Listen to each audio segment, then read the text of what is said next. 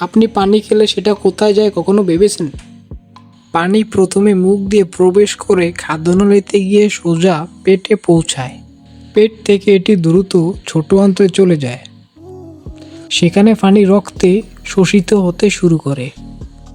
এরপর এই পানি রক্তের মাধ্যমে পুরো শরীরে ছড়িয়ে পড়ে এবং প্রত্যেকটি অঙ্গের কাজের গুরুত্বপূর্ণ ভূমিকা পালন করে।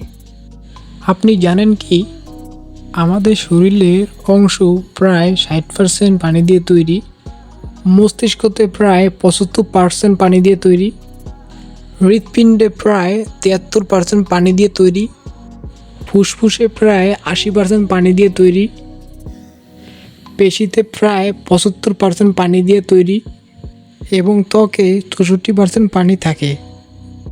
এই পানি আমাদের শরীরকে সচল রাখে, মস্তিষ্কের কাজ ঠিক রাখে, রক্ত চলাচলে সাহায্য করে, খাবার হজমে সাহায্য করে এবং শরীরের তাপমাত্রা নিয়ন্ত্রণ করে। একই সাথে পানি শরীরের বজ্র পদার্থগুলো ধীরে ধীরে বাইর করার প্রস্তুতি নেয়। সবশেষে এই পানি কিডনিতে পৌঁছায়, যেখানে রক্ত ফিল্টার হয়, প্রয়োজনীয় বজ্র আলাদা করা হয়। এরপর এই বজ্র পদার্থের পানি মিশে প্রস্রাব হিসেবে শরীর থেকে বের হয়ে যায়। এছাড়াও অতিরিক্ত পানি ঘামের মাধ্যমে ত্বকের মধ্যে দিয়ে বের হয়ে যায় এবং শ্বাস প্রশ্বাসের মাধ্যমে কিছু পানি ধীরে ধীরে শরীরে সেরে যায়। এই পুরো প্রক্রিয়া আমাদের শরীরকে পরিষ্কার, ঠান্ডা এবং সুস্থ রাখার সাহায্য করে।